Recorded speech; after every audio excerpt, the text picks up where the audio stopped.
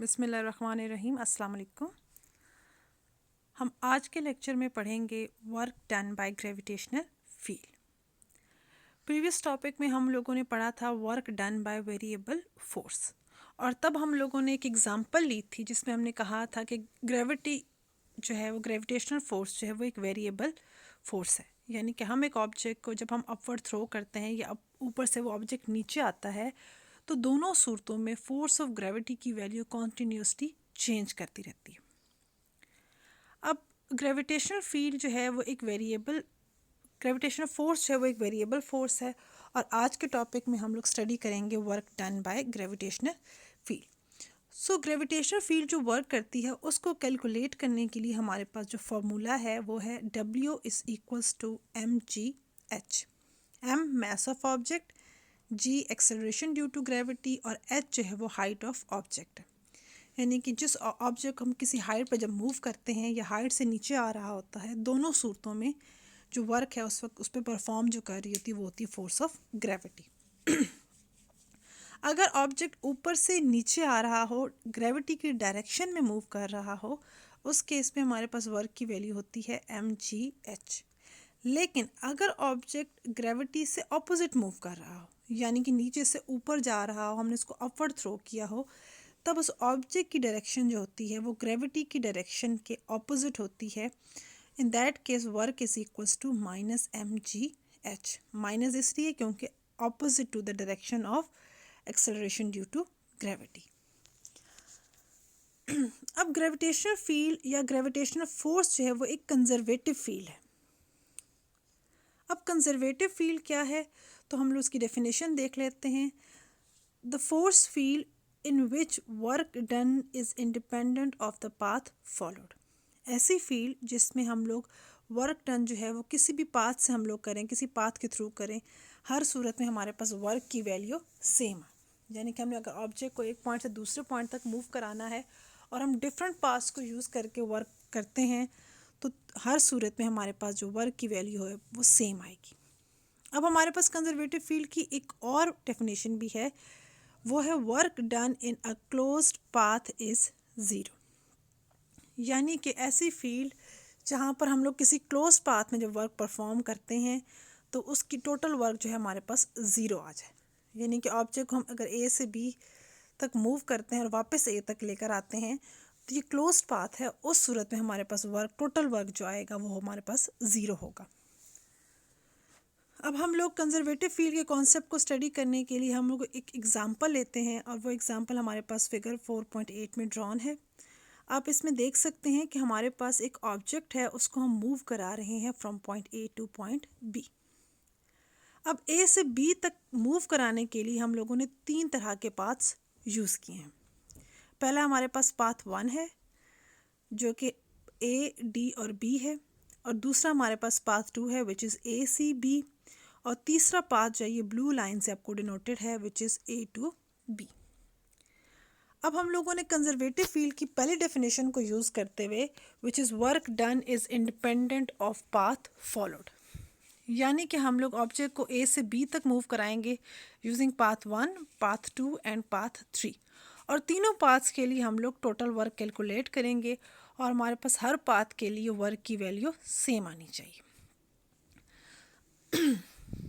अब हम इसमें देखते हैं कि हमारे पास ऑब्जेक्ट को जब हम ए से लेकर बी तक मूव कराते हैं तो object total height h travel करता है from ground level to point B. यानी कि पॉइंट ए से पॉइंट बी तक वो टोटल जो है वो हाइट h मूव करता है।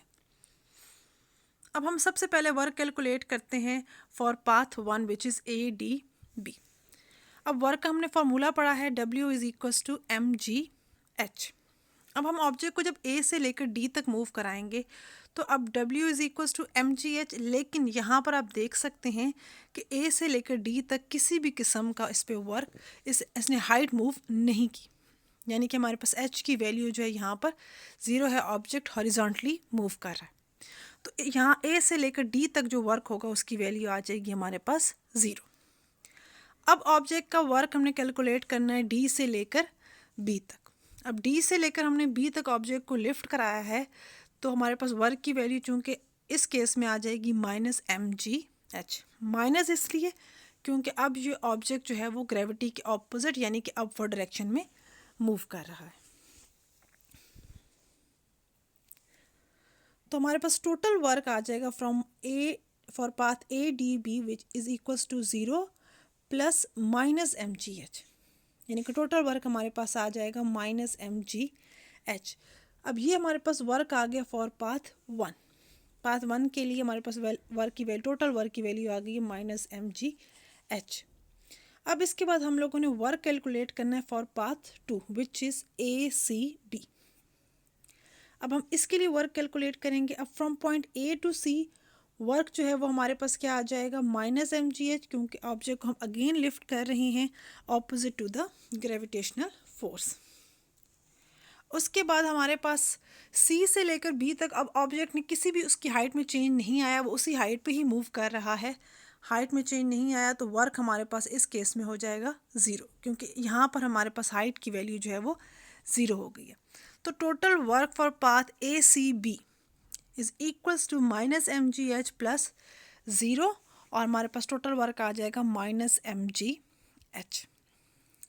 अब आप देख सकते हैं कि पहले पाथ के लिए वर्क हमारे पास माइनस एम जी एच था, सेकेंड पाथ के लिए भी हमारे पास वर्क जो है वो माइनस एम जी एच ही है।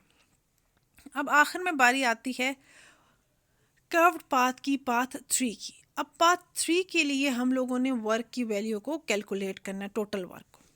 अब आप देख सकते हैं कि पाथ 3 जो है वो थोड़ा सा कर्वी सा पाथ है, तो इस केस में हम लोगों ने क्या करेंगे, वर्क को कैलकुलेट करने के लिए हम इस पूरे पाथ को छोटे छोटे स्टेप्स में डिवाइड कर देंगे। इसके हम स्टेप्स बना लेंगे, और स्टेप्स हम इस तरह से बनाएंगे कि हर एक स्टेप की जो है हाइट जो है उसको हम लोग डेल्टा वाई से शो करेंगे। क्योंकि हम वर्टिकल डिस्टेंस मूव करा रहे हैं तो वर्टिकल डिस्टेंस हमारे पास वाई एक्सिस के अलॉन्ग होता है, इसलिए हम लोग इसको वाई से डिनोट कर देंगे। चूँकि स्टेप छोटा है इसलिए उसकी वैल्यू डेल्टा वाई आ जाएगी। तो पहले स्टेप को हम शो कर देंगे डेल्टा वाई 1, दूसरा डेल्टा वाई 2, फिर डेल्टा वाई 3। इसी तरह से जो हमारे पास आखिरी लास्ट स्टेप होगा वो हमारे पास आ जाएगा डेल्टा वाई एन। अब हम क्या करेंगे, हर एक स्टेप के लिए वर्क को कैलकुलेट करेंगे, और उसके बाद हम लोग तमाम द स्टेप्स का जो वर्क है उसको हम ऐड करेंगे, तो हमारे पास टोटल वर्क आ जाएगा from point A to point B.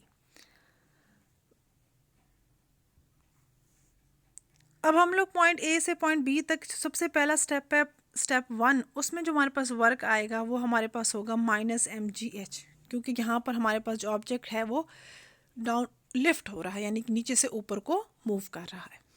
तो अब यहाँ पर हाइट जो है जो इसने मूव की है वो हमारे पास है इक्वल टू डेल्टा वाई 1। तो हमारे पास जो वर्क आ जाएगा वो होगा minus M G delta Y 1। इसी तरह से हमारे पास सेकंड स्टेप के लिए डेल्टा वाई 2 आ जाएगा, उसके बाद डेल्टा वाई 3, और आखिरी स्टेप के लिए हमारे पास आ जाएगा डेल्टा वाई एन। अब हम क्या करेंगे, अब ए से लेकर बी तक हर स्टेप का जो वर्क है उन तमाम द स्टेप्स के वर्क को हम लोग ऐड करेंगे। अब इस केस में हमारे पास acceleration due to gravity G की वैल्यू कांस्टेंट है, और मास जो है ऑब्जेक्ट का वो भी कांस्टेंट ही रहेगा। अब चीज़ जो है वो चेंज हो रही है, वो है उसकी स्टेप की हाइट। तो हम लोग क्या करते हैं कि माइनस एम जी को कॉमन ले लेते हैं और तमाम द स्टेप्स की हाइट को हम ऐड कर लेते हैं। तो हम जब स्टेप्स की हाइट को ऐड करेंगे delta Y 1 plus delta Y 2 plus delta Y 3 so on up to delta Y N. तो इन तमाम द स्टेप्स की जब हम हाइट ऐड करेंगे तो हमारे पास टोटल हाइट वो आ जाएगी जो हमारे पास ऑब्जेक्ट ने मूव की है। अब यहाँ से देख सकते हैं कि ए से लेकर बी तक जो उसने टोटल हाइट मूव की है वो हमारे पास क्या है, एच। और जब हम तमाम द स्टेप्स की हाइट को ऐड करेंगे तो वो भी इक्वल टू एच आ जाएगी। अब हम लोगों ने इन तमाम का जो सम है delta Y 1 plus delta Y 2 plus delta Y 3, इन सब को जब हम ऐड करेंगे तो हमारे पास क्या आ जाएगा, इक्वल्स टू एच। अब हम इस वैल्यू को पुट करेंगे for work done from A to B, और हमारे पास वर्क की वैल्यू क्या आ जाएगी, माइनस एम जी एच।